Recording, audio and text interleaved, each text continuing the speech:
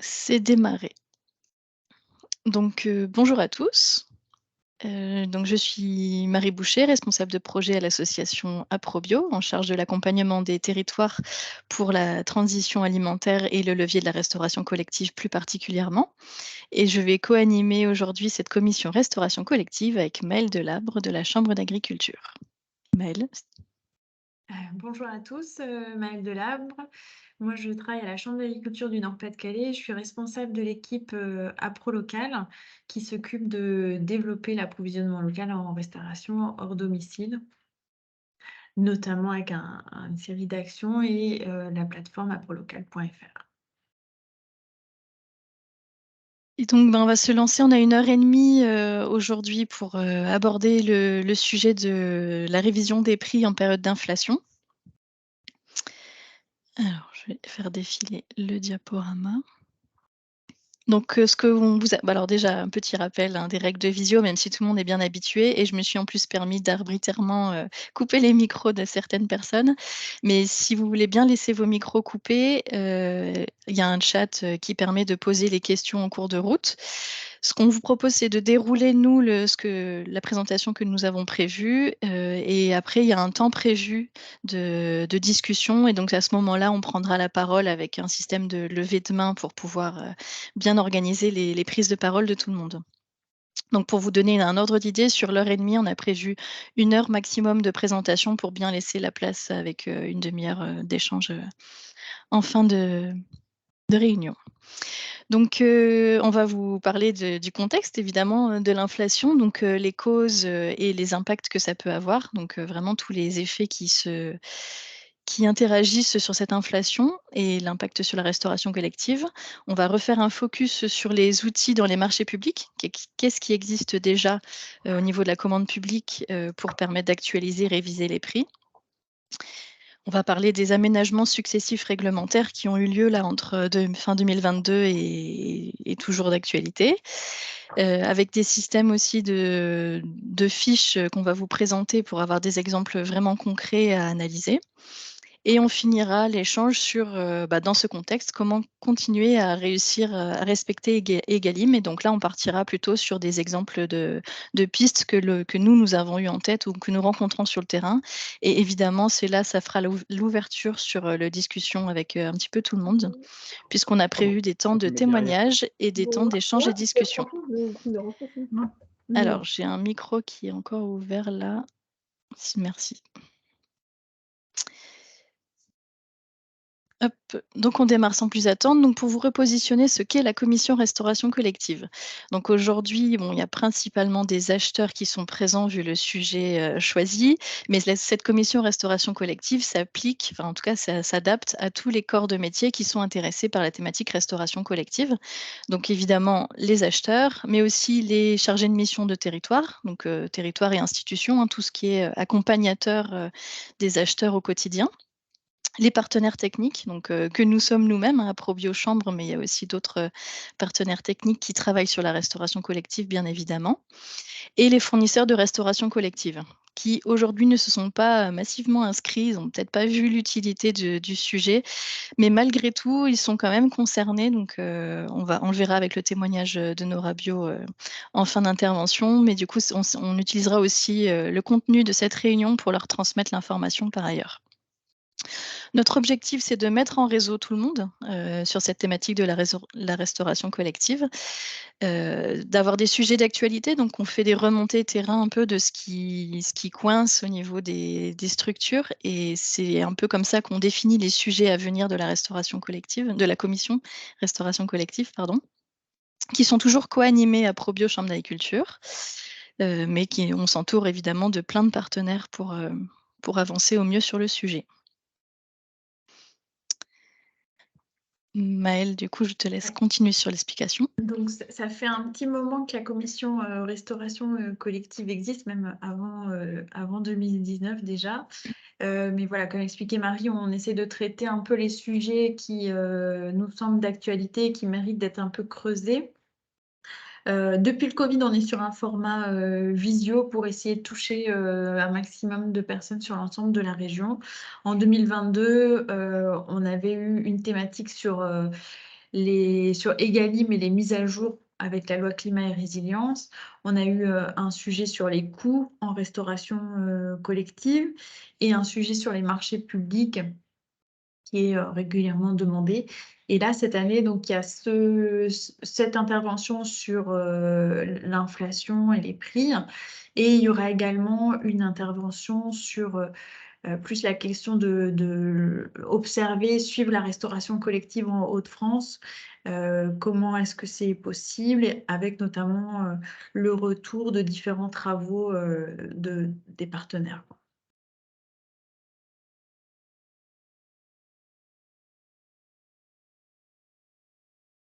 Alors, sur les participants du jour, on a, on va dire, moitié acheteurs, moitié territoire et institutionnel. Comme l'indiquait Marie, très peu de fournisseurs se sont aujourd'hui mobilisés. Après, ils ne sont pas tous concernés par des marchés publics, mais c'est vrai qu'il y a une partie du contenu qui s'adresse à eux, puisque c'est eux qui sont à l'initiative en général des demandes de modifications tarifaires. On a en termes de répartition régionale, on a pour cette réunion, alors on est moins nombreux que d'habitude, donc les écarts peuvent vite se creuser. On a une surreprésentation du Pas-de-Calais dans les participants, probablement sur certains territoires avec qui on travaille. L'événement a été particulièrement relayé, ce qui explique cette différence. Donc, on va démarrer sur un point un peu sur le contexte. Je vais passer directement, juste pour se remettre un peu dans les idées, quels sont les différents facteurs qui expliquent un petit peu ces hausses de prix. Donc, il y a une multitude de facteurs en fait qui agissent sur les prix en ce moment. Donc, à la fois au départ, il y a eu toute la période de reprise après le Covid et de relance budgétaire avec beaucoup de programmes d'aide qui sont venus stimuler la demande. Et de ce fait-là, avec cette reprise post-Covid, on a un décalage entre l'offre et la demande qui ont tendance du coup à augmenter les prix, puisque la demande est plus forte que l'offre. On a également aussi la question de la guerre en Ukraine, qui a des gros impacts sur les denrées, notamment parce que l'Ukraine est un pays qui est un pays agricole important, notamment sur tout ce qui est exportation de blé. Donc, on a un certain nombre de produits qui sont fortement impactés par ça. Et puis, il y a toutes les sanctions liées à la Russie qui aussi perturbent certains échanges, notamment, on verra sur la question de l'énergie. Sur le volet plus monétaire, on a un phénomène où en fait l'euro, on dit qu'il est relativement faible par rapport à précédemment, puisqu'il est il y a presque la parité entre l'euro et le dollar, ce qui fait que toutes nos importations, elles nous coûtent en réalité un peu plus cher. Et comme on importe notamment de l'énergie, ben, cette énergie-là aussi, elle nous coûte plus cher.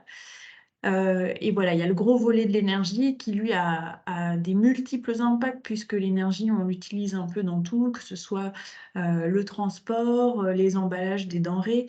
Donc voilà, il y a de gros impacts ensuite sur les prix des différents produits. Et puis la question plutôt climatique, là, effectivement, en fait, avec la multiplication des aléas climatiques, on a des sécheresses, des incendies qui vont venir perturber les récoltes et du coup entraîner des tensions sur certaines filières et donc des augmentations de prix. Un petit zoom ensuite sur la partie juste agricole pour que vous ayez un peu des ordres de grandeur sur l'impact que ça représente sur le monde agricole.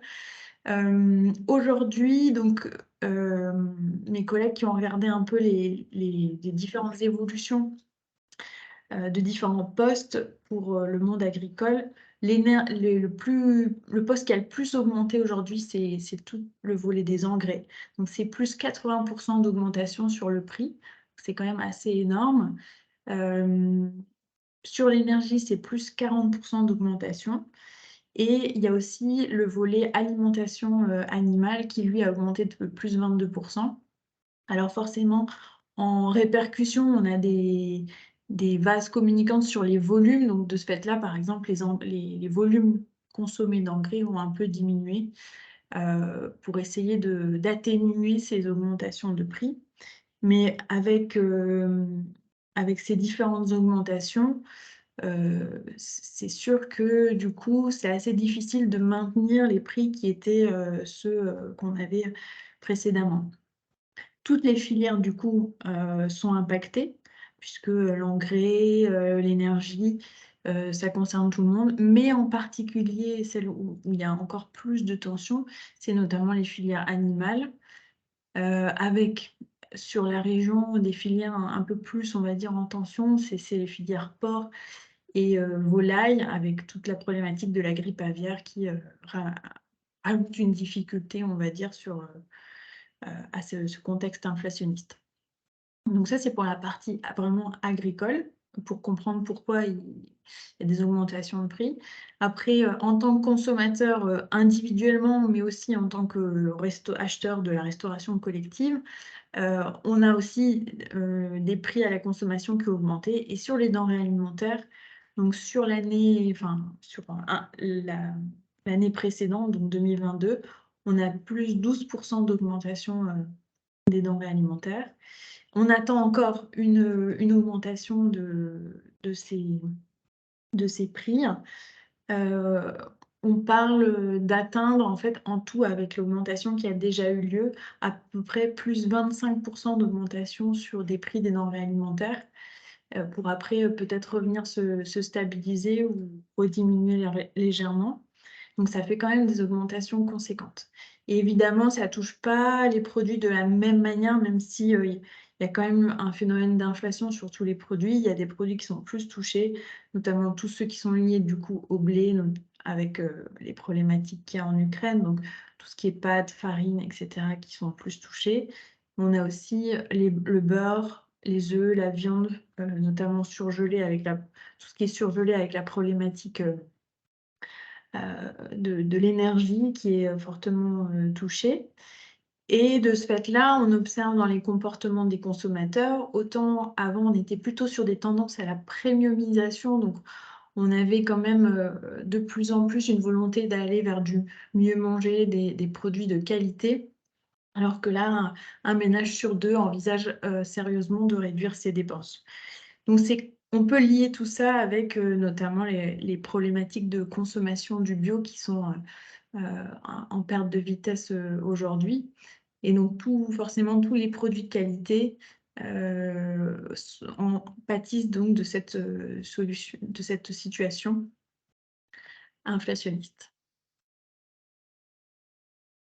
Et donc si on regarde l'impact sur la restauration collective, alors du coup, ben, on a fait beaucoup de recherches, hein, pour vous organiser cette, réunion d'aujourd'hui. Donc on a à la fois des sources, des reporters de TF1 qui ont fait quelque chose de plutôt joli, mais bon, on n'a pas tellement les sources, précises, sur leur étude. Et dans tous les webinaires, depuis, fin d'année à aujourd'hui sur lesquels on a fait des enquêtes, on a pu rechercher, on a capté au passage, quelques éléments, donc ils sont mis là en mode, verbatim, hein. C'est vraiment de la réécriture de ce qu'on a pu entendre par-ci par-là. Donc je vais pas forcément les lire. Vous pouvez voir par vous-même que c'est pas évident de s'y retrouver, et d'avoir des informations, hyper claires là-dessus.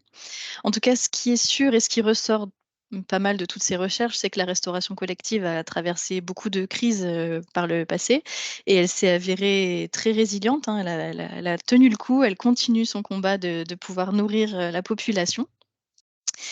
Mais que voilà, là, on est sur une crise, quand même assez inédite, qui est pas sous-estimée dans l'histoire de la restauration collective. Donc, voilà, c'est pour ça qu'on se permet d'avoir un temps fort spécifique sur ce sujet pour, essayer d'accompagner les acheteurs à s'outiller et de pouvoir traverser cette crise, un peu plus sereinement, enfin, en tout cas avec moins de catastrophes. Donc, les gros impacts sur les restos co, ben, côté fournisseurs, qu'est-ce qui se passe? C'est que les fournisseurs, ils ont demandé, des négociations pour permettre de revaloriser les prix, puisque du coup, c'est pas tenable pour eux les prix qui avaient été actés, à l'époque, par les marchés publics. Et d'autres, et ça peut être le cas, certains fournisseurs qui retirent des références qui sont pas rentables à produire. Je prends un exemple, simple qui va pas être clivant, c'est par exemple, on a, très beaucoup de variétés de pommes. Il y a des variétés de pommes qui sont plus coûteuses à produire que d'autres, et qui sont moins commandées que d'autres et donc c'est pas forcément rentable d'avoir autant de variétés, de pommes pour les fournisseurs. Donc ils vont pouvoir, retirer des références. C'est par exemple les pâtes aussi. On a des coquillettes, spaghettis, mais il y a aussi tout ce qui est farfalle, tortellini. Enfin, je suis pas une spécialiste des pâtes, mais vous voyez bien qu'il y a différentes formes, possibles. Bah, les industries, elles rationalisent et du coup, elles arrêtent certaines variétés de pâtes au profit de celles qui fonctionnent le mieux. Et donc ça veut dire qu'au niveau des catalogues, il y a des références qui sont totalement, retirées par les fournisseurs. Pour vous, du côté acheteur, donc forcément, les prix ayant augmenté, ça veut dire que le budget restauration collective explose, avec les chiffres qu'on a pu, les enquêtes qu'on a pu faire au niveau national, voilà, c'est vite, le budget était fini en novembre, il restait 2 mois à atteindre à finir l'année dernière et plus de budget, donc c'est un peu ce qu'il faut prévoir aussi pour 2023. Donc des produits qui manquent dans les menus, puisqu'effectivement, si on avait prévu des références, et qui finalement sont retirées ou en rupture, ça peut être, perturbant et une chute des taux de produits de qualité, donc les produits demandés par la loi Egalim et notamment les produits bio, ce que moi je regarde un petit peu plus particulièrement évidemment et donc ce qui est un peu étrange, enfin c'est pas étrange, mais ça s'explique par un effet domino. C'est que même si, les produits bio locaux, n'ont pas des hausses aussi fortes que certains produits industriels, de base, on va dire, comme la collectivité a un budget constant et qu'elle continue à acheter ses produits courants, c'est finalement les produits qui sont les plus qualitatifs qui sont quand même rognés au final, alors que c'était pas eux qui avaient la marge d'augmentation la plus importante. Donc on avance sur la question des marchés publics. Qu'est-ce qui aujourd'hui peut s'appliquer en matière de révision des prix? Donc en fait, ce qui était déjà appliqué, avant cette question de hausse, des denrées. Donc, il existe 3 types de clauses qui permettent de réactualiser les prix. Donc, la clause d'actualisation, donc celle-là, elle s'applique une seule fois, et au moment de la remise des offres, le fournisseur applique un produit qui est le prix du marché au moment actuel et des fois, il y a quand même 6 mois d'écart entre, la remise de l'offre et le début d'application du marché et donc cette clause permet de remettre à jour les tarifs en début de marché, de manière à coller un petit peu mieux à l'actualité. En tout cas, d'être un peu plus, oui, d'être plus, cohérent avec la réalité. Ensuite, il y avait des clauses de révision, surtout pour les marchés qui sont sur plusieurs années, qui, eux, vont s'appliquer de manière, régulière selon un rythme qui est défini dans le marché public. Donc ça peut être tous les ans, ça peut être toutes les semaines. C'est vraiment la fréquence est fixée dans le cahier des charges. Alors au niveau du CCAP normalement, donc le cahier des clauses administratives et particulières.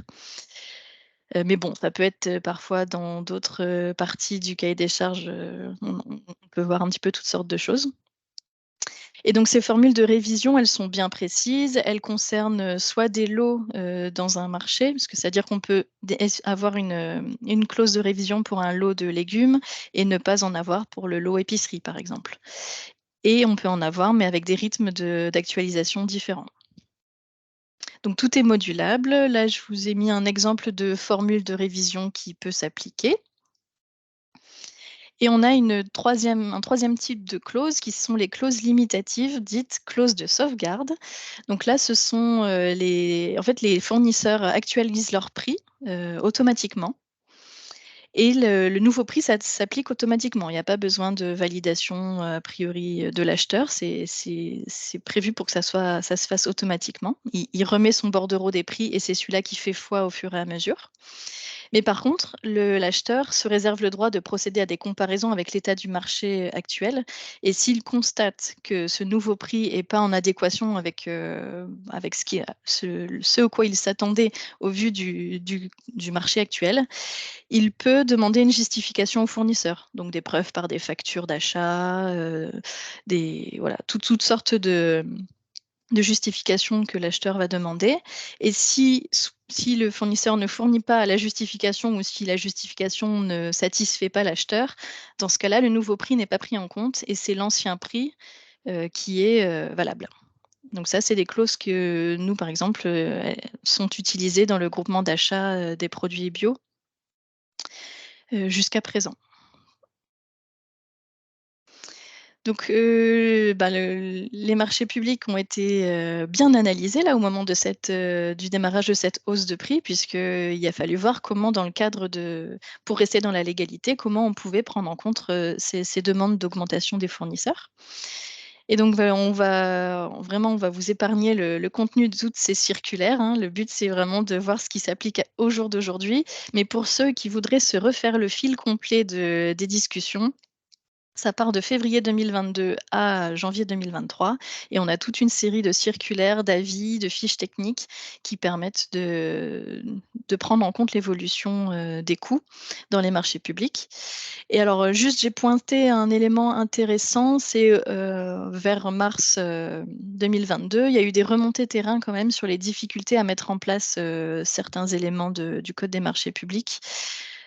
Par exemple, il y avait des grosses discussions sur, le cas de force majeure et la théorie de l'imprévision.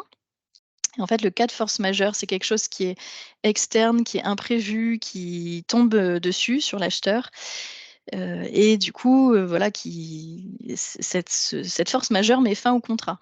Donc ça ne permet pas de poursuivre avec le prestataire ou le fournisseur. Alors que l'imprévision permet, elle, de pouvoir, continuer le marché en cours en, discutant avec le prestataire ou le fournisseur. Donc en gros, qu'est-ce qu'ont apporté ces circulaires, vraiment en synthèse? Déjà, il y a eu quelques questions qui sont remontées, mais la réponse a été: «Le code des marchés reste valable, il faut s'en tenir, il n'est pas question de s'en écarter». C'est vraiment apprendre à l'utiliser au mieux et de même que la loi Egalim, est toujours valable également et qu'il faut s'en tenir aux obligations qui sont explicitées par cette loi. Donc après, il y a 2 cas de figure. Soit, les marchés étaient déjà en cours et donc le mot d'ordre, c'est de faire preuve de souplesse. Donc de pouvoir assurer la poursuite du marché, puisque du coup, casser les marchés, c'est encore plus mettre en danger les fournisseurs. Éviter la défaillance du titulaire du marché, donc en lui garantissant une, juste rémunération. Et donc, il est conseillé plutôt de procéder par des avenants, donc pour qu'il y ait des modifications possibles à ces marchés publics. La seule contrainte, c'est qu'il est demandé que ces modifications soient tout de même limitées et qu'elles ne peuvent pas excéder 50 de la valeur initiale du contrat. Bon, il y a quand même une marge du coup, hein, pour arriver jusqu'à 50 de la valeur. Donc comme je le disais, il y avait un peu, le clivage entre, cas de force majeure et théorie de l'imprévision et donc c'est plutôt la théorie de l'imprévision qui doit être utilisée, et celle-ci est une négociation, hein, une discussion entre le fournisseur et l'acheteur. Donc c'est vraiment un accord bilatéral, qui est, pris entre les 2 parties. Et ça correspond en fait à une compensation versée au fournisseur du fait qu'il n'avait pas eu, enfin que des circonstances, indépendantes de sa volonté se sont abattues sur lui. Ensuite d'autres, conseils, de pouvoir aménager ou en tout cas prolonger les délais d'exécution des marchés. C'est-à-dire que si les minimums, ne sont pas atteints, on peut continuer, les délais, on peut poursuivre le marché public en dehors de la date limite qui était fixée, au départ. Il est demandé également de renoncer aux sanctions contractuelles, parce que du coup, quand il y avait des ruptures de produits, on rédigeait dans les marchés des sanctions pour, pénaliser le fournisseur qui n'a pas fourni ce produit. Là, on comprend bien que dans les circonstances actuelles, il y a des choses qui sont vraiment pas, de la faute des fournisseurs et donc l'idée est de, renoncer aux sanctions, de ces fournisseurs. Bon, sauf si ça n'a rien à voir évidemment avec l'inflation, hein, mais, en tout cas dans ce cadre-là, d'économie et d'inflation, il faudrait éviter de sanctionner et respecter les délais de paiement puisque du coup, il y a beaucoup de tensions au niveau, des fournisseurs et que plus vite ils sont rémunérés et plus vite, voilà, c'est plus intéressant pour eux en termes de trésorerie. Et une fois que ces marchés en cours d'exécution se terminent, il faut prévoir le prochain marché et du coup, il y a un peu des nouvelles pratiques à prendre en compte dans les prochains marchés à rédiger et on va plutôt être, vraiment, vigilant sur la façon de prévoir les choses. Donc il y a toujours ces clauses qui existent que je vous ai présentées, qu'il faut utiliser, mais du coup, il faut les adapter à des fréquences qui paraissent, plus logiques. Parce que c'est-à-dire, renouveler un marché à un prix pour 2 ans, enfin 2 ans après, c'est très long. Et là, on va plutôt être, vigilant sur, le fait d'avoir des clauses de révision avec des fréquences plus courtes, de manière à mieux coller aux saisonnalités, aux disponibilités et à l'imprévu, hein, comme on a pu le voir. Et de prévoir des clauses supplémentaires qui sont des clauses de réexamen pour dans le cas de très fortes variations de prix.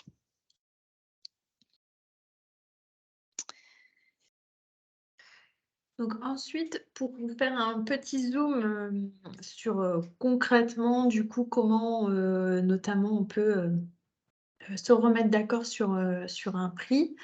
Il y a un guide qui est sorti et qui a été fait par le Conseil national de la restauration collective, qui prépare en fait des fiches avec des différents cas qui sont traités et qui explique un petit peu comment, on peut, procéder. Donc ce qu'on va regarder aujourd'hui, c'est simplement de comprendre un peu la logique qui est proposée, et notamment l'utilisation des indices de prix, qui ont été recensés par FranceAgriMer. Voilà, mais en tout cas, il y a ce document-là et on a mis le lien dans le diaporama et c'est intéressant de s'y référer quand vous êtes confronté à cette problématique. Je te laisse passer à la suite. Donc la première partie, en gros, vous allez avoir du coup une demande de modification tarifaire suite à une hausse donc imprévisible, des coûts. Et donc la méthode qui est, recommandée, par le Conseil national de la restauration, collective, c'est donc pour fixer ce nouveau prix, soit de s'appuyer sur des factures d'achat du fournisseur qui va pouvoir vous permettre de justifier cette hausse-là et soit vous baser sur des indices de prix et on verra un petit peu plus en détail comment on peut les utiliser. Donc je me permets en même temps de rebondir sur, la première question qui a été posée dans le chat. Je pense que la question de la hausse des prix, elle au vu des différents indicateurs, je pense qu'on ne peut pas la remettre en question. Il y a vraiment une problématique de hausse, même si c'est vrai que sur, les produits locaux, ben, nous, on constate quand même que les producteurs aujourd'hui n'ont pas forcément encore, complètement actualisé, que, selon le fournisseur, l'impact, il est plus ou moins fort. Mais la hausse, en tout cas, elle est là. Après, la question, c'est plutôt de savoir où est-ce qu'on met le curseur et c'est là où c'est plus difficile pour vous en tant qu'acheteur, de savoir, qu'est-ce qui est acceptable et qu'est-ce qui est, en gros un effet vraiment d'aubaine de la part du fournisseur. C'est pour ça que, les factures, ou les indices de prix sont les éléments pour vous aider un peu à calibrer cette demande-là. Et ensuite, la méthode simple, en gros, c'est, on prend les factures ou les indices, on regarde le prix qui était proposé, dans le prix ou l'indice au début du contrat, le prix ou l'indice à l'heure actuelle et on regarde quelle est la hausse en fait qui a eu lieu entre les 2 et ensuite on applique cette hausse, au prix qui était, lui négocié dans le cadre du marché. Tu peux passer à la suivante. Donc, en fait, voilà, si vous avez les factures, donc là, le fournisseur va peut-être vous donner des éléments sur les matières premières qu'il utilise, sur les achats, pour vous prouver qu'il a, lui, une hausse qui se répercute sur le prix de vente de son produit. Par contre, ça demande vraiment aussi une transparence du fournisseur pour vous indiquer, voilà, euh, tel est j'achète à autant, en gros, ce type de produit ou tel ou tel ingrédient qui rentre dans la composition de mon produit. Par contre, quand vous n'avez pas ces éléments-là ou que le fournisseur n'est pas en capacité, le Conseil national de la restauration collective suggère de s'appuyer sur un certain nombre d'indices. En premier lieu, les cotations RMN de France Agrimaire, qui elles donnent en fait des indications sur les prix de gros. Donc c'est pas forcément c'est pas le prix auquel votre produit doit être vendu, mais en tout cas, ça donne des indications sur les fluctuations. Et il y a pas mal de cotations sur tout ce qui est produits frais et peu transformés. Et après, il y a d'autres indices euh, plutôt gérés par l'INSEE sur les prix des produits agricoles ou les prix des produits élaborés par l'industrie, ou d'autres indicateurs qui, eux, proviennent plutôt des interpros, de la presse spécialisée. Mais voilà, quand c'est possible, on s'appuie plutôt sur les cotations. Je te laisse passer à la diapo suivante. Et ce qui est pas mal, ce qui a été fait, c'est que France Agrimaire a fait un référentiel, en fait, avec donc un document avec les 500 produits les plus consommés en restauration collective. Et pour chaque produit, ils ont mis les indices les indices les plus pertinents pour pouvoir se référer à quelque chose en termes de variation de prix. Alors, parfois, vous n'aurez évidemment pas exactement votre produit, mais du coup, l'idée, c'est de chercher soit un produit qui est similaire, soit dans la famille de produits pour essayer d'être le plus proche possible. Et puis, il y a juste un petit exemple chiffré pour que vous compreniez vraiment comment ça s'applique concrètement. Vous avez, par exemple, bon, là, c'est le cas qui était présenté, c'était un fournisseur qui vous propose du beurre micro-pain. Bon, soit ça ne semble pas très local tout ça, mais c'est l'exemple pour que vous compreniez la logique en termes de calcul. Le prix du fournisseur dans votre marché, c'est 8 euros le kilo. Le fournisseur, il vous indique qu'en fait, sur ces 8 euros, le coût de la matière première, ça représente 55% du produit.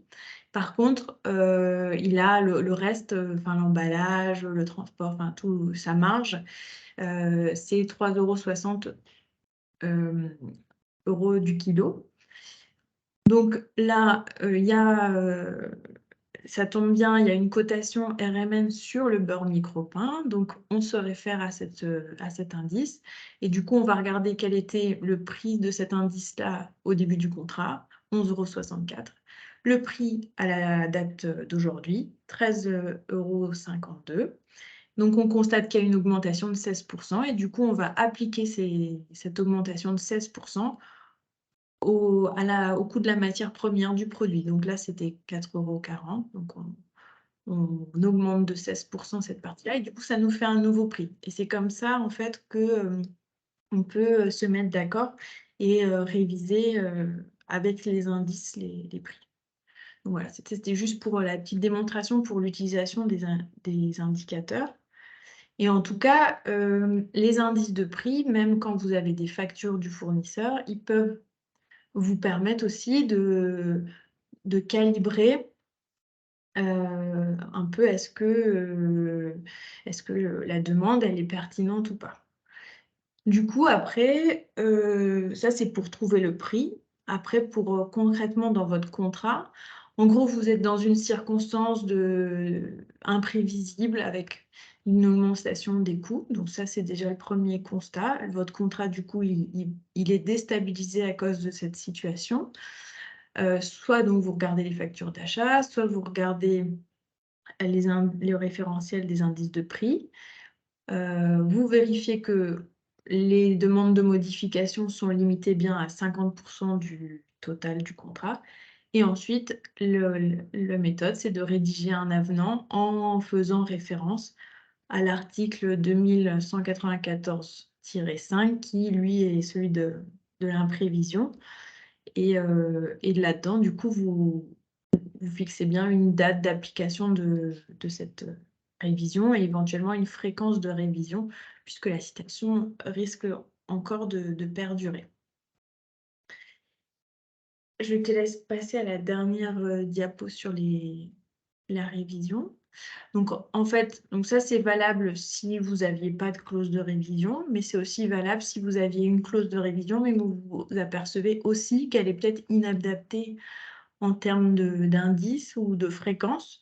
Voilà, comme disait Marie, si la fréquence était tous les ans et que là, on commence à voir que en fait, les variations sont telles qu'il faut, pouvoir le faire de manière, sur des périodes intermédiaires, vous pouvez aussi faire appel à cet article-là et rédiger un nouvel avenant pour modifier votre clause de révision.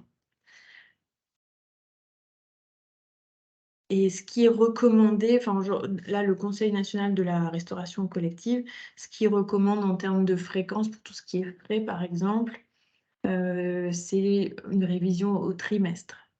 Après l'épicerie, bon, ça peut être, un peu plus espacé, mais ça, c'est pareil, c'est une négociation avec le fournisseur, puisque réviser les prix, c'est quand même de l'administratif, donc il ne faut pas que ça soit non plus trop fréquent pour vous et pour le fournisseur, hein, parce que le fournisseur aussi, il faut qu'il recalcule son prix, et cetera.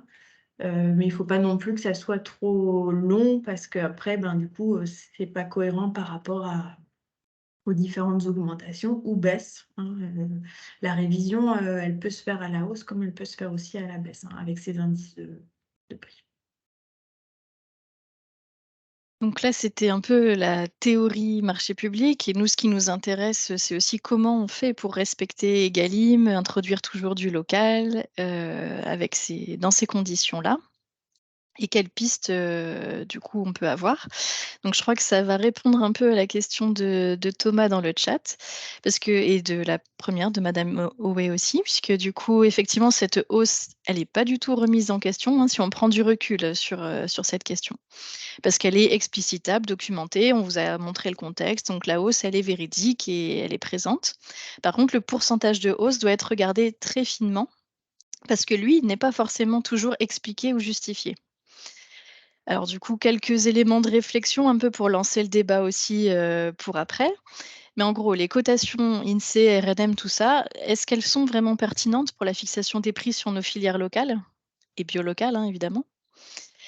On constate effectivement qu'il y a un gros effet d'aubaine, de certains distributeurs qui avaient obtenu des marchés en cassant les prix à l'entrée au marché et que du coup, c'est un bon effet d'aubaine pour pouvoir récupérer la marge, sur laquelle ils s'étaient assis au départ, en augmentant, les prix, très fortement. Et après ce pourcentage de hausse, on peut pas c'est difficile de donner un chiffre précis puisque ça dépend de plusieurs facteurs et notamment des pratiques du fournisseur. Donc, est-ce que déjà les produits qu'on achète sont des produits bruts, transformés, voire conservés? Parce que si c'est du congelé, on imagine bien qu'il faut de l'énergie pour, maintenir la congélation. Est-ce que ce sont des produits en vrac ou en gros conditionnement ou des produits qu'on va dire suremballés, hein, pour être un peu, pour titiller? Est-ce que c'est des produits bio ou du conventionnel? Puisque les intrants, on n'est pas sur les mêmes choses non plus. Est-ce que c'était des filières locales et courtes ou est-ce que c'est des filières lointaines et longues? Est-ce que ce sont des produits qui nécessitent, un stockage ou est-ce qu'ils peuvent être expédiés, immédiatement? Voilà, toutes ces choses-là vont avoir un impact sur le pourcentage de hausse. Donc aujourd'hui, on ne peut pas donner des chiffres, en disant: «Bah, la carotte, c'est X de hausse» parce que voilà, ça dépend si la carotte, elle est déjà, râpée, si elle est surgelée, si elle est, emballée, si elle est bio ou pas, si elle est issue de filières locales. Du coup, c'est un peu compliqué de donner des chiffres, tout cuits, mais ça vous donne un peu des éléments de réflexion, de prise de recul en tout cas. Et du coup, c'est aussi un impact sur le choix de l'acheteur parce que, on comprend bien que l'acheteur, du coup, il a un impact sur la hausse de son budget puisque s'il achète enfin voilà, s'il achète des produits bruts ou surgelés, hein, sans rentrer dans des gros débats, il y a déjà une énorme différence, en termes de hausse, enfin d'impact de l'inflation entre ces 2 types de produits-là. Donc voilà, il y a des choses à réfléchir, aussi du côté de l'acheteur à ce niveau-là. Donc on a commencé un petit peu à lister, des pistes et des ressources, mobilisables, côté acheteur et côté fournisseur. Donc là, on va vous lister un peu tout ce qu'on a répertorié nous et après dans le moment d'échange, on pourra prendre aussi vos idées manquantes et améliorer ces listes, hein, évidemment. Déjà, d'un point de vue organisationnel, on voit bien qu'il y a la question de la négociation entre, le fournisseur et l'acheteur, mais c'est aussi du relationnel avant tout. Heu et du coup, c'est du côté acheteur, qu'est-ce qu'on peut faire déjà pour améliorer un peu nos pratiques? Bah, anticiper les renouvellements. On sait que les renouvellements, ils ont une date, les marchés, ils ont une date de fin. Donc, si on anticipe, un petit peu plus les renouvellements, ça permet de faire un réel sourcing et surtout un sourcing à date parce qu'effectivement, on n'a pas envie de revoir tous les fournisseurs à chaque renouvellement de marché. Néanmoins, un fournisseur qui avait des pratiques il y a 3 ans et aujourd'hui, c'est totalement différent. Donc, anticiper, ça permet de prendre le temps de se remettre à jour sur le sourcing et nous sommes des structures, hein, qui pouvons vous accompagner à faire ce sourcing, le plus efficacement possible. Laisser du temps, plus de temps de réponse au fournisseur, puisqu'il y a le délai, minimum, légal, mais le fournisseur, s'il doit s'approvisionner auprès, de producteurs différents, ça va lui prendre du temps tout ça. Donc quelque chose on dit une mécanique qui roulait bien, peut être perturbée dans la situation actuelle et du coup le fournisseur peut avoir besoin de plus de temps. Ah non, c'est ça, c'est bien le congé du 28. OK. Ah, il y a quelqu'un qui a un micro ouvert. Le recours aux échantillons, un gros point de vigilance aussi puisque c'est, quelque chose qui est éliminatoire au moment de la notation si l'échantillon n'est pas fourni par le fournisseur et si on reprend l'exemple des variétés de pommes ou de pâtes, que j'avais pris tout à l'heure, si on a demandé un échantillon et que cet, échantillon n'existe pas tout simplement parce qu'il est en rupture de stock, on va être très gêné pour la notation et normalement on est censé éliminer. Du coup, ça va être, ça va éliminer un fournisseur alors que c'est pas vraiment de sa faute. Donc, attention dans cette période actuelle au recours aux échantillons. Je dis pas qu'il faut abandonner l'idée, mais peut-être être plus souple, dans les dénominations ou, dans voilà, vraiment viser des produits sur lesquels on n'a pas trop d'incertitudes. Respecter les minimums de commandes, c'est toujours le cas, hein, mais là, c'est d'autant plus, important parce que les fournisseurs ont des investissements à honorer, des choses, voilà, des producteurs à rémunérer, des planifications qui sont déjà mises en place et s'il y a pas ce minimum de commandes respectées, ça peut être, très déstabilisant. Ensuite, diminuer le nombre de composantes dans les lots. Bon, c'est vrai pour se faciliter la vie, on pourrait avoir envie de faire un lot, multi, produits, pour avoir un seul fournisseur et être tranquille, mais du coup, ça pousse les fournisseurs à faire de l'achat-revente et donc l'achat-revente, si tout le monde en plus a sa marge, supplémentaire à rajouter, ça va complexifier encore cette, problématique de hausse. Et j'en profite au passage pour sensibiliser au fait de ne pas rédiger des lots mixtes, d'être vraiment sur des lots bio et non bio séparés, puisqu'on a des acteurs qui sont 100 bio et quand on est dans un lot mixte, ça écarte de fait les fournisseurs 100 bio. Bon, je le dis souvent, je pense que c'est pas une grande découverte pour beaucoup de gens, mais j'en profite pour remettre, un petit message au passage. Il faut quand même toujours garder des marchés publics sur un temps long, parce qu'on pourrait se dire: «Oh, c'est embêtant ces histoires de clauses, on va faire des plus petits marchés, histoire d'être tranquille et d'avoir un peu plus de latitude et de souplesse». Mais de l'autre côté, le fournisseur, il va vous exprimer un prix en fonction de la durée du marché. Il va s'organiser, lui, avec ses producteurs. On parlait de planification, et ouais, forcément, un producteur, il plante pas, il récolte pas le mois d'après. Tout ça, ça prend du temps et du coup, s'il y a un marché sur un temps long, ça permet d'optimiser ces effets-là. Mais par contre, de raccourcir, on a déjà vu, hein, les échéances de révision, tout simplement aussi parce que le fournisseur, quand il va devoir vous calculer, vous exprimer un prix, il va se sécuriser. Il va se dire: «Sur l'année, ça risque de s'empirer cette histoire d'inflation, donc je vais mettre un prix, qui va permettre de pas trop me mettre en danger» et du coup, ça sera sûrement un prix un peu plus haut que ce qu'il a, aujourd'hui actuellement. Alors que si on raccourcit les échéances de révision, ça lui permet d'exprimer le prix au plus juste de la réalité du terrain. Voilà, il y a pas que des pistes du côté des acheteurs, il y a aussi des pistes côté fournisseurs. Donc, côté fournisseur, ce qui est un peu, ce qui est recommandé, en tout cas ce qu'on pense qui pourrait débloquer aussi des situations, c'est d'augmenter la transparence sur la fixation des prix et des marges pratiquées. Puisque du coup, une hausse, quand elle n'est pas expliquée, elle est mal vécue, alors qu'une hausse qui est explicitée et clarifiée, elle est tout de suite un petit peu mieux acceptée par l'acheteur et on comprend si c'est, effectivement, la hausse due aux denrées, due à l'énergie ou due à une marge, supplémentaire. Donc, ça permet aussi de gagner en confiance, de part et d'autre, cette transparence.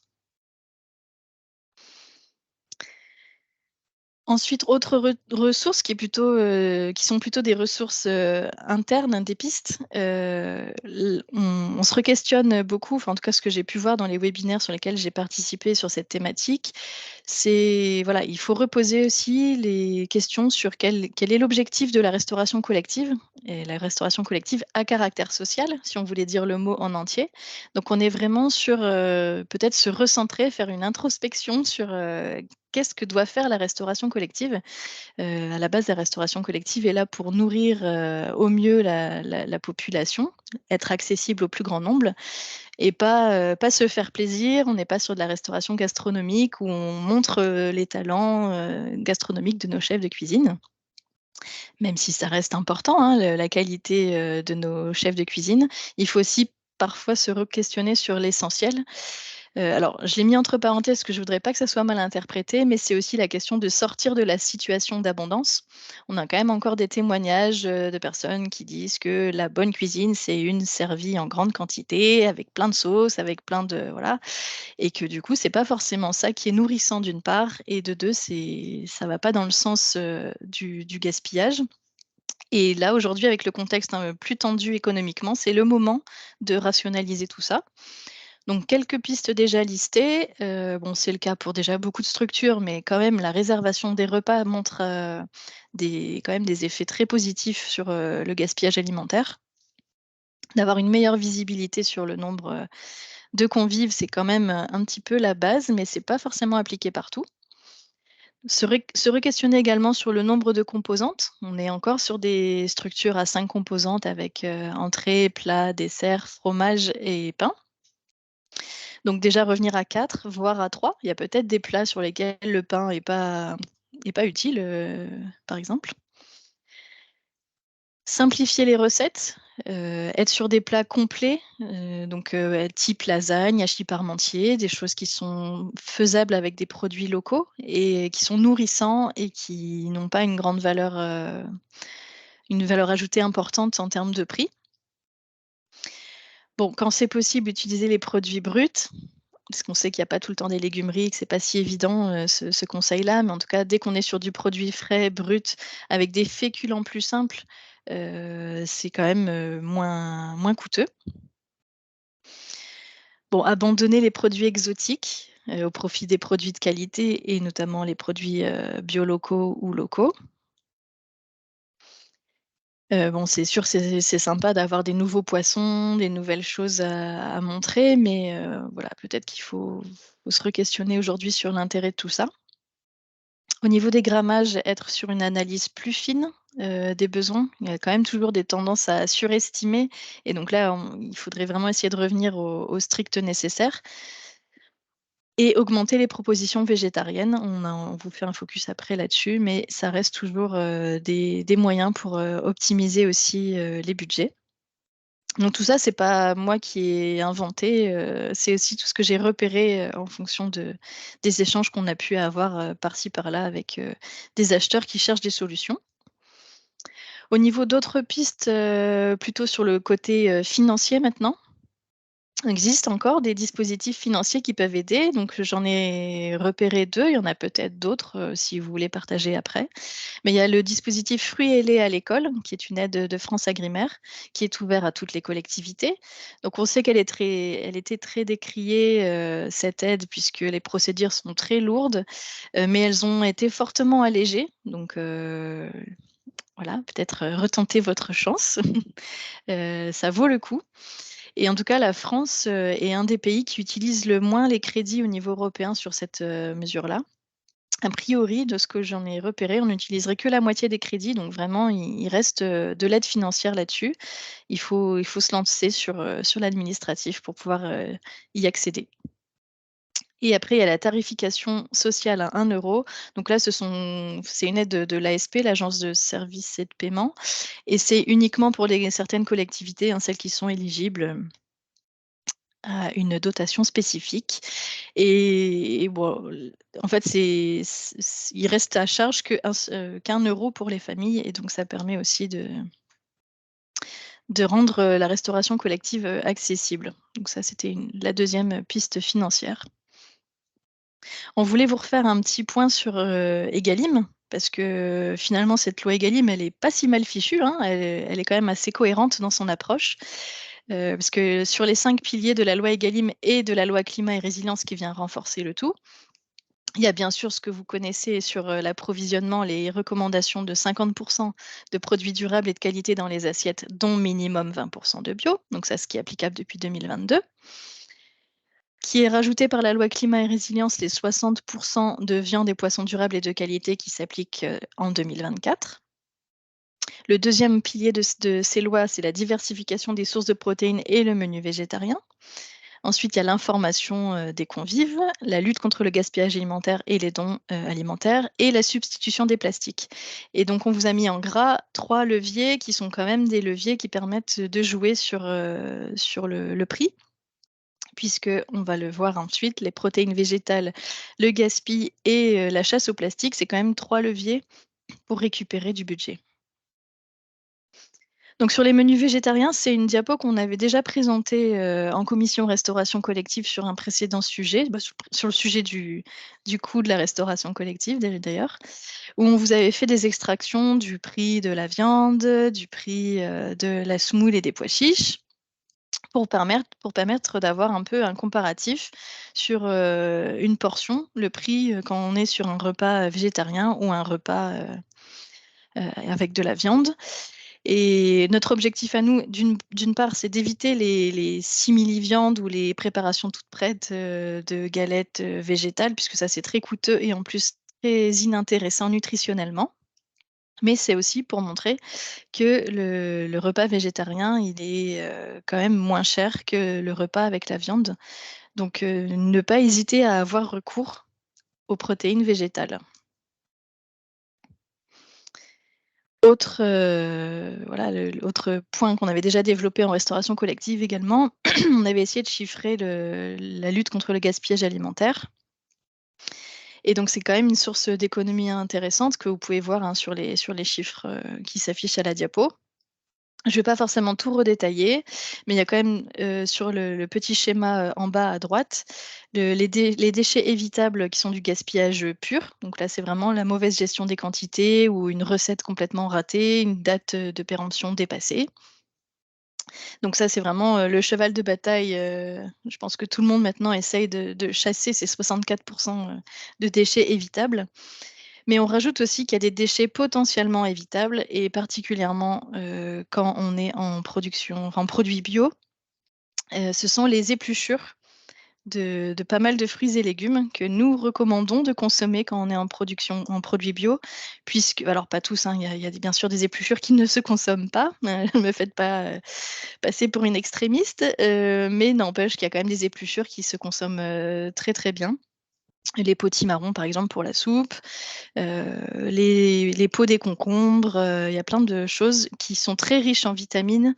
On a la chance en bio de pas avoir la mauvaise surprise, de résidus, de pesticides. Du coup, c'est vraiment conseillé d'un point de vue nutritionnel dans un premier temps, mais maintenant aussi économique, puisqu'effectivement, vous aurez compris que d'arrêter d'éplucher les carottes, c'est autant de, kilos de carottes en moins qu'on a besoin d'acheter, par la suite. Et il restera toujours des déchets de toute façon qui seront inévitables, sur lesquels là pour l'instant on n'a pas tellement d'idées, hein, les os, les arêtes de poisson, tout ça, certaines croûtes de fromage, immangeables aussi, enfin bref, il y a pas des solutions sur absolument tout, mais il y a quand même déjà, pas mal de petites pistes. Maëlle, ton micro est coupé. Pardon. Et pour finir, la présentation, juste un petit rappel pour vous dire que, une nouvelle campagne de remontée de données au niveau de ma cantine est en cours et que si vous êtes acheteur, vous pouvez, du coup télédéclarer vos données de l'année 2022, sur le site Ma Cantine jusqu'au 15 mai 2023.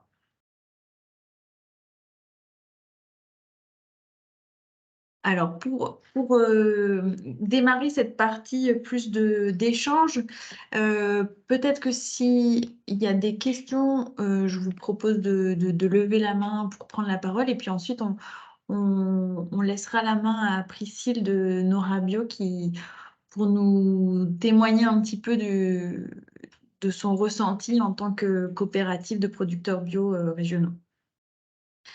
Il y avait notamment d'ailleurs une question de Thomas. Est-ce qu'on a des comparaisons sur l'évolution des prix en filière courte et en bio? Malheureusement, sur les filières courtes, on n'a pas d'indicateur sur le bio. Je ne suis pas sûre. Peut-être Marie, tu pourras répondre. Mais en tout cas, après, c'est plus du ressenti de terrain. D'une manière générale, les plus petits fournisseurs calculent aussi peut-être moins des habitudes, on va dire, de calcul fin, de leur coût de revient, de comment, la formation du prix, etc. Et on constate que aujourd'hui, l'impact sur le prix, il n'a pas été fait, mais cependant, on a quand même des remontées des producteurs en circuit court, hein, pour être bien précis, comme quoi, à un moment donné, il va falloir qu'ils puissent réajuster quand même leur prix. Mais ça semble être dans une proportion, en fait, quand même peut-être moindre. Marie, sur la partie bio, est-ce qu'il y a des référentiels qui vont sortir sur cette question-là? On a toujours du mal à se caler sur les référentiels puisqu'on ne suit pas les tendances du conventionnel en bio, évidemment. Moi, j'avais vu dans un webinaire, le réseau Manger Bio qui exprimait une augmentation en prix moyen au kilo de tous les produits confondus, plutôt de l'ordre de 4,1, enfin de tête, un petit peu plus que 4 de hausse. Donc c'est vrai que c'est pour ça qu'il y a sûrement quelque chose de plus fin à avoir et ça suit pas les tendances, des cotations, quoi. Et comme vous avez vu dans la première diapo sur les impacts qui jouent sur cette augmentation des prix, il y a beaucoup de choses qui sont liées à des facteurs géopolitiques. Vraiment, on est sur les échanges commerciaux internationaux, entre guillemets. Donc, plus on est sur des filières longues, plus potentiellement aussi ces impacts extérieurs vont avoir de l'importance, en fait, hein.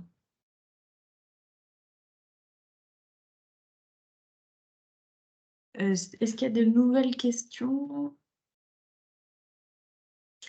S'il n'y a pas de questions, après, vous pouvez toujours remettre des questions dans le chat ou lever la main s'il n'y en a pas là pour le moment.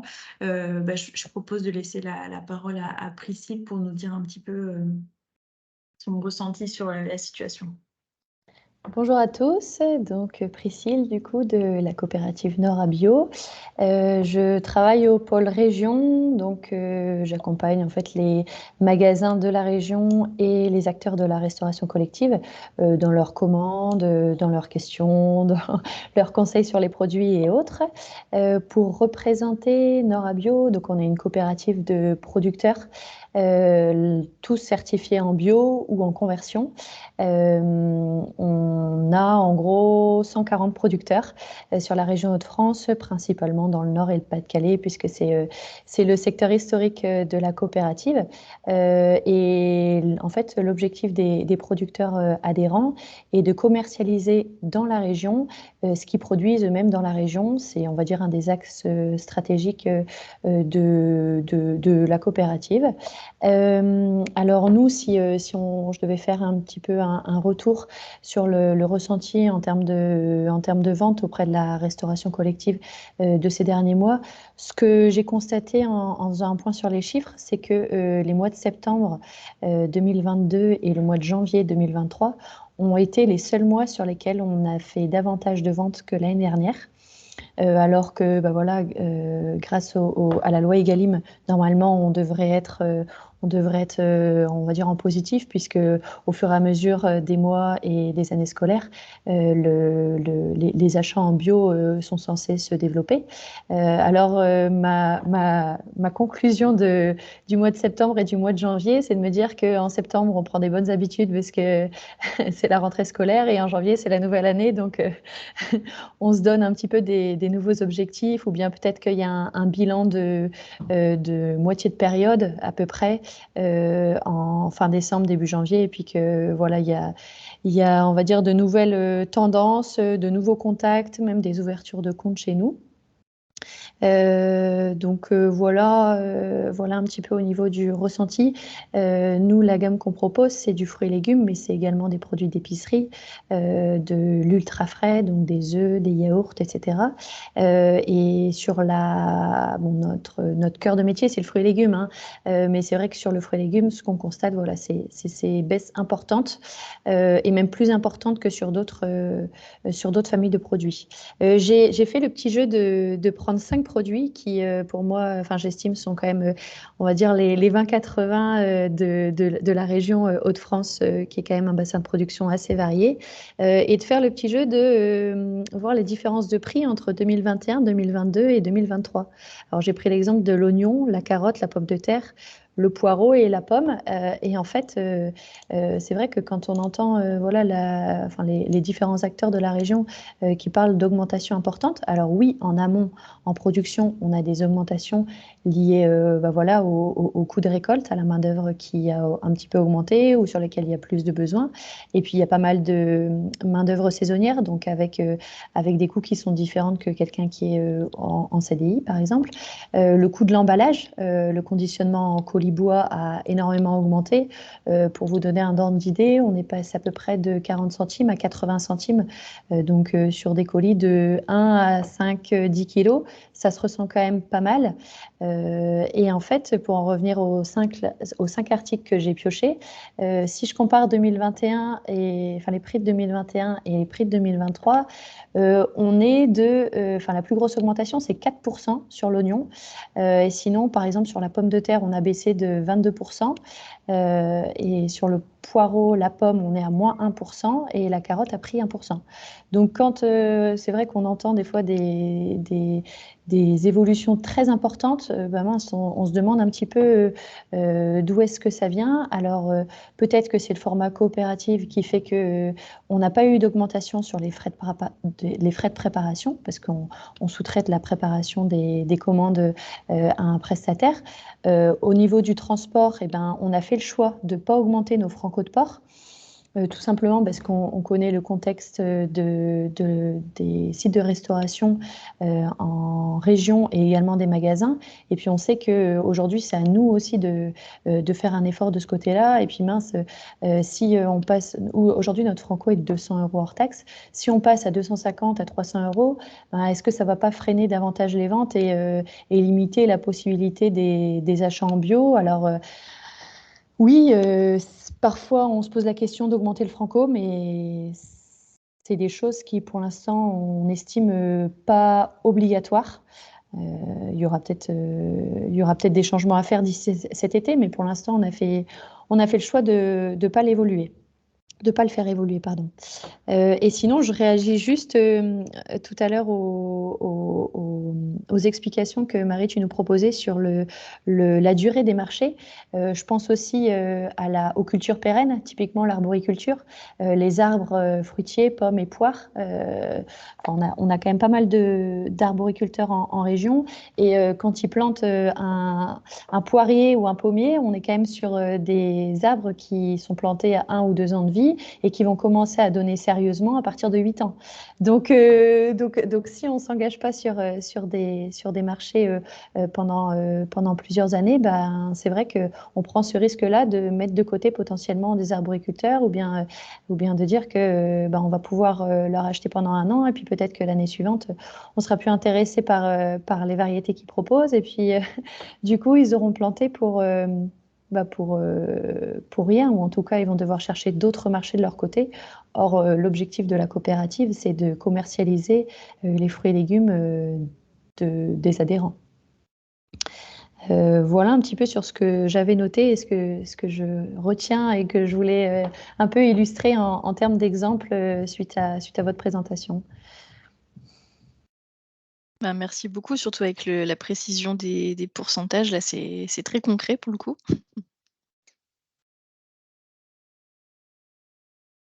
Est-ce que du coup, il y a des questions? Tu veux que je passe la diapo sur les questions d'après? Ouais. Du coup, en fait, là, a priori, vous êtes quand même un certain nombre d'acheteurs publics. Est-ce que certains peuvent nous faire un petit peu un retour de s'ils ont déjà eu des sollicitations de la part de leurs fournisseurs pour revoir les tarifs? Est-ce que ils ont déjà du coup mis en place des avenants dans leur contrat? Enfin voilà, comment ça s'est passé en tout cas pour eux déjà sur ce point-là?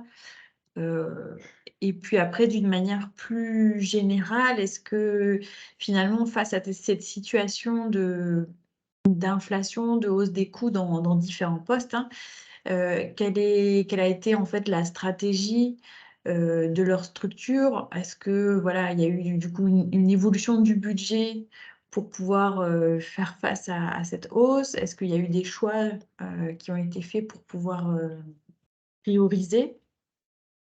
C'était un petit peu intéressant pour les participants d'avoir un peu les différents points de vue et les différentes manières de faire qu'il y a autour de la table.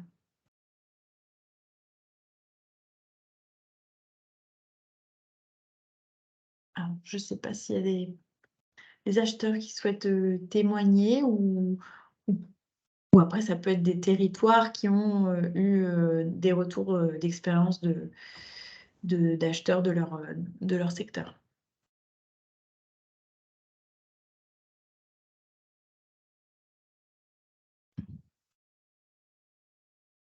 On fait un premier qui se lance.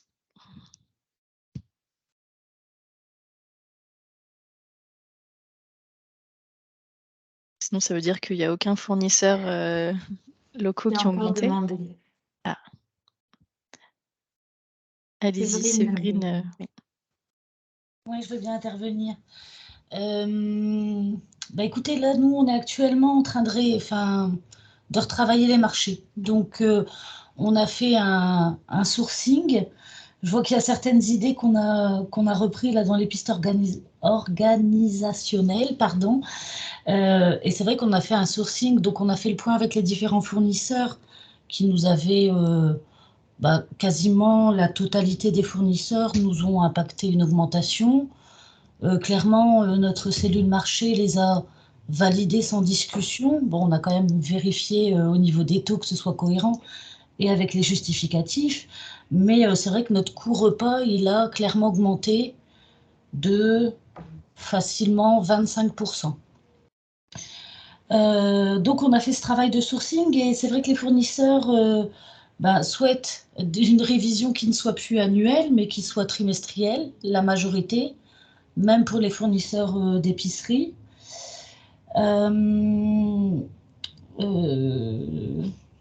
Sur comment proposer des marchés publics sur des temps longs. Alors là, on est un petit peu dans l'hésitation. On voudrait justement pouvoir diversifier nos fournisseurs, mais du coup, ça nous... on voudrait travailler sur un temps plus court pour pouvoir retravailler ça au bout d'un an. Donc, est-ce que vous considérez qu'un an, c'est un temps trop court? J'avais cette question-là. Voilà, après, bon, je ne sais pas, qu'est-ce que je peux dire d'autre? Laisser le temps, pareil, j'ai une petite question aussi sur laisser le temps de réponse aux fournisseurs. Qu'est-ce que vous entendez par laisser le temps de réponse? Est-ce que 3 à 4 semaines, c'est suffisant à votre avis?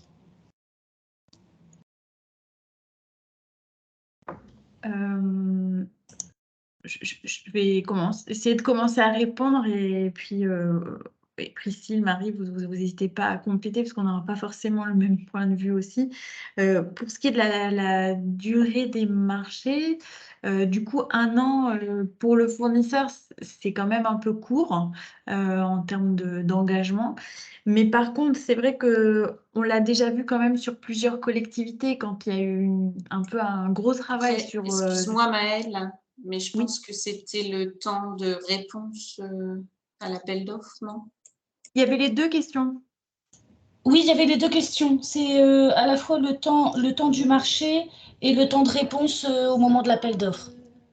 Et donc sur la durée vraiment du marché, 1 an, c'est un peu court pour le fournisseur, mais par contre, c'est vrai que quand on fait des grosses révisions, du coup, on bouge un peu tout le système. On a des incertitudes, sur est-ce qu'on va avoir des lots infructueux? Est-ce que les modifications vont nous permettre d'avoir les fournisseurs qu'on attendait en face? Du coup, c'est vrai que j'ai déjà vu plusieurs collectivités qui, quand il y avait un gros travail, faisaient 1 an et après, on repartait sur, des marchés plus longs, quand on a un petit peu plus stabilisé et qu'on est un peu plus, certain des grosses modifications qu'on a fait sur le marché. Et après, sur le temps de réponse, je pense que 3 semaines, c'est vraiment court pour les fournisseurs. Et en fait, entre le temps où ils trouvent le marché, il faut quand même se mettre en tête qu'ils font pas forcément de la veille déjà. Donc ça peut être aussi intéressant de prévenir les structures partenaires, enfin en tout cas informer les structures partenaires comme Aprobio ou la Chambre que le marché a été publié pour que nous, on puisse aussi se faire le relais des plus petits fournisseurs qui, franchement, n'ont pas du tout le système de veille que peuvent avoir effectivement les gros grossistes qui, eux, ont vraiment un service marché. Et 3 semaines, ça va hyper vite. Entre le moment de le voir, le moment de réponse, c'est un peu juste quand même. Surtout quand ça tombe sur l'été, publication en juillet, il faut répondre, en septembre et que les fournisseurs ont aussi des congés. Ça peut vite être, problématique. J'ai déjà eu souvent ces remontées-là, de Nora Bio ou autres, hein, mais oui, quand les marchés tombent en plein dans les congés d'été, ce sont aussi des gens qui ont des vies de famille et du coup qui ont des congés et ça tombe Ou pas la période de forcément Noël. idéalement. Ou à Noël, oui, voilà, bref. Du coup, de laisser un temps plus long, c'est plus sympa pour eux, quoi. Sinon, j'aurais fait exactement la même réponse que Maëlle sur la durée de 1 an. Effectivement, quand il y a des gros changements, ça c'est tout à fait entendable que la commune, elle souhaite pas non plus, se mettre trop en danger en faisant un petit marché d'1 an et après d'aller sur quelque chose de bien plus pérenne, par la suite. Disons que si une fois de temps en temps, c'est 1 an, ça va pas mettre en danger le fournisseur. Mais, si tout le monde fait ça tout le temps, oui, là, ça va être, compliqué pour eux. Et du Et coup, Priscille, est-ce que tu voulais rajouter? Ouais. Eh ben, je partage vos points de vue aussi, Amaëlle et Marie. C'est sûr que quand on se met à la place de la commune ou de la structure, voilà, 1 an, c'est déjà, entre guillemets, un gros risque si finalement la relation convient pas, etc. La gamme de produits ne convient pas ou bien le fonctionnement en tant que tel. Mais c'est vrai que du coup, pour nous, 1 an, ça peut paraître peu et puis on se dit, bah mince, finalement, l'engagement, en fait, on a aussi qu'une seule saison à chaque fois, un seul printemps, un seul hiver, un seul été, etc. Et donc, du coup, ça laisse le champ des possibles un peu moins large. Mais c'est sûr que, moi, avant, je connaissais pas forcément le fonctionnement de l'appel d'offres. Je me disais, c'est vrai que cette question de révision tarifaire, pour moi, elle pouvait pas avoir lieu. Et donc, c'est vrai que le fait de se dire, potentiellement, ça peut arriver une fois par semestre, pardon, ou une fois par trimestre, et ben du coup, on se dit, ok pour éventuellement un marché plus long ou moins long, mais enfin, je veux dire que la durée soit plus ou moins allongée en fonction aussi des besoins du client, parce qu'on doit s'y adapter, quitte à ce qu'il y ait des révisions tarifaires plus régulières pour s'adapter aux conditions météorologiques, aux récoltes, etc., quoi.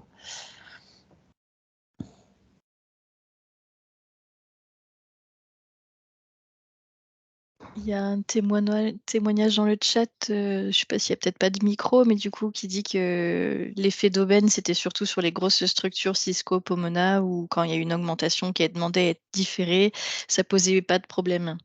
Mais c'est pas parce que c'est des grosses structures qu'il faut pas les contrôler aussi donc effectivement, en l'absence de preuves, vous pouvez refuser aussi, Alors après, pour compléter, sur ce que je disais tout à l'heure, voilà, c'est les 5 produits que j'ai comparés, ça reste du fruit et légumes, sur lequel, il y a pas d'intermédiaire puisque c'est en fait, c'est le produit de l'adhérent de la coopérative Nora Bio qui sont en soi mes patrons.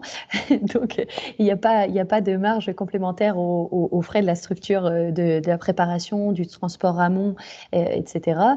Mais c'est sûr que typiquement, on a également, nous, à la gamme restauration à domicile, de la viande, des produits laitiers, des œufs, et là, ce ne sont pas forcément des adhérents, donc qui nous imputent l'évolution de leur prix directement, puisqu'on agit comme un intermédiaire pour eux. Donc, c'est, on va dire, ça, c'est ce sur quoi, typiquement, nous, quand on est en appel d'offres, qu'on a dû faire des propositions aux acheteurs pour faire évoluer les prix sur ces gammes de produits-là. Mais le fruit et légumes, c'est vrai que c'est quand même étonnant de constater si peu d'évolution. Alors après, voilà, ça peut être aussi une question de produits qui se stockent plus ou moins. Typiquement, un produit qui se stocke pendant plusieurs mois, il va falloir payer le coût du stockage en frigo. Donc au niveau énergétique, enfin voilà, on le sait, hein, on est sur une année un peu compliquée. J'ai vraiment bien aimé ton explication, Maëlle, parce qu'il y a des choses que j'apprenais aussi au fur et à mesure. Et typiquement aussi sur l'endive, j'ai eu un échange avec 2 adhérents de la coopérative qui font de l'endive, les 2 seuls d'ailleurs, puisque c'est pas une culture des plus faciles. Il y a quand même un moment de pousse de l'endive qui est très, très, très énergivore. Et donc, ce qui fait que, bah oui, ça en fait presque un produit de luxe, de par les coûts qu'on peut subir cette année. Et peut-être juste pour compléter la remarque, donc, par rapport aux preuves, effectivement, les articles de presse ou les circulaires du ministère, bon, ça semble quand même un peu léger comme preuve, et c'est pour ça que du coup, à minima, les indices de prix des différentes cotations, s'il n'y a vraiment rien, c'est déjà un indicateur et c'est mieux que rien, et que juste l'augmentation, en gros, que vous propose le fournisseur. C'est quand même mieux de voir si c'est quand même cohérent par rapport à ces indices, mais ça semble quand même un peu léger. Et après, pour vous donner un retour d'expérience au niveau du conseil régional sur les groupements d'achat, quand ils ont appliqué des révisions de prix demandées par certains fournisseurs, comme c'est quand même, on est dans un système de négociation, ils ont aussi demandé aux fournisseurs que la hausse, en gros, eux, ils étaient prêts à en prendre une partie. Donc, admettons, là, dans notre exemple, il y avait 16% de hausse. La région a dit, ben, nous, on est prêts à prendre une partie de cette hausse, mais on veut aussi que vous preniez une partie à votre charge de cette hausse. Donc, finalement, ils n'ont pas répercuté les 16% de hausse directement sur le prix, mais je ne sais pas, ils se sont mis d'accord sur 13% ou 10%. Enfin, voilà. Donc, c'est aussi, il peut y avoir aussi une négociation sur la proposition qui n'est pas forcément à accepter comme ça, noir sur blanc.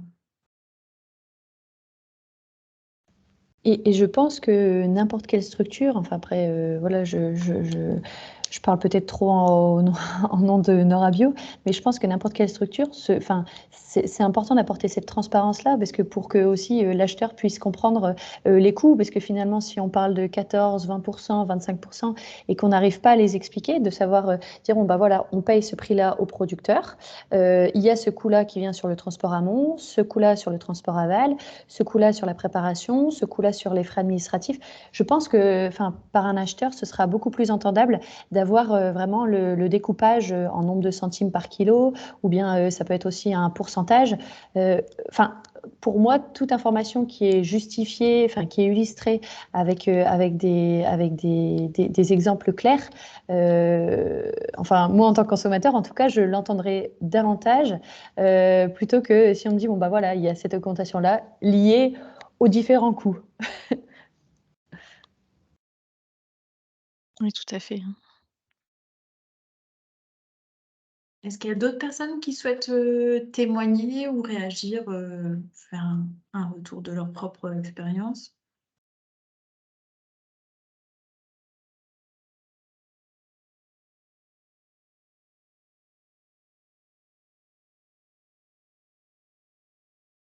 A priori, c'est qu'on a dû faire le tour de la question. Marie, je te propose qu'on conclue, du coup, s'il n'y a pas d'autres remarques ou tu avais d'autres éléments à rajouter. Moi, je sais que pour avoir fait des réunions entre chefs de cuisine, alors pas tellement ces derniers temps, mais il y a 6-8 mois, le fait de faire des menus végétariens, des menus sans viande, ça avait été mis en avant, que ça permettait de faire quand même gagner une part importante du budget. Alors, je trouve que c'est dommage que les participants ne fassent pas de témoignage, mais bon, c'est comme ça.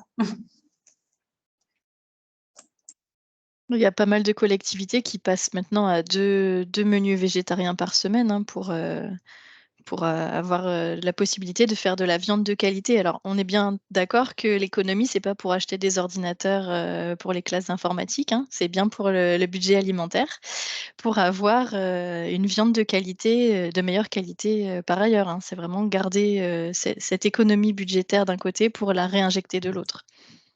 Après, là, je sais que mes enfants m'ont dit qu'il y avait parfois aussi des réutilisations des denrées d'une journée sur l'autre. En termes réglementaires, je suppose que s'ils le font, c'est que c'est faisable. Tout dépend si ça a été proposé aux convives ou pas. Si ça a été réservé de côté et pas proposé aux convives, c'est totalement légal de si les chaînes de froid, de chaud, tout ça, c'est bien respecté, c'est totalement légal de le remettre en service le lendemain. Par contre, si ça a été proposé aux convives, c'est pas possible. Si ça a été mis, admettons dans un salade bar ou dans la zone de self, c'est pas possible de le remettre après en stock pour le ressortir. Donc, si c'est un stock de production, ça c'est OK, quoi. Mais sinon, c'est pas possible. C'est une question d'anticipation, en fait, de pas d'abord le présenter aux convives. OK, merci.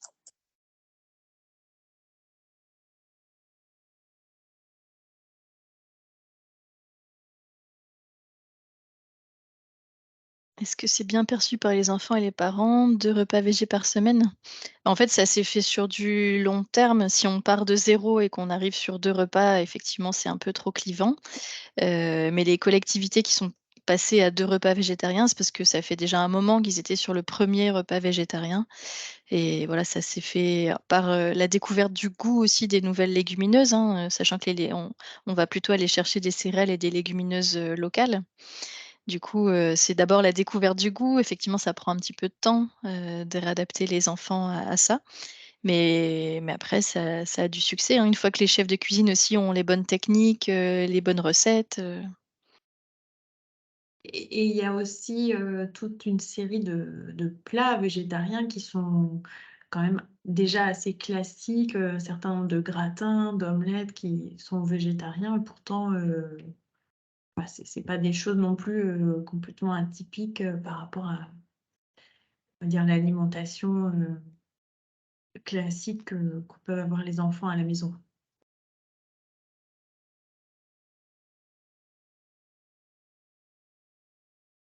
Eh ben, je vous propose de conclure là-dessus et puis on vous envoie en tout cas les supports de présentation à tous les participants et puis on vous donne rendez-vous à la prochaine commission restauration collective.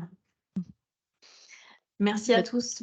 Bon après-midi Merci, tout le bon monde. après-midi. Merci à vous. Bon après-midi. Au revoir. Merci. Au revoir.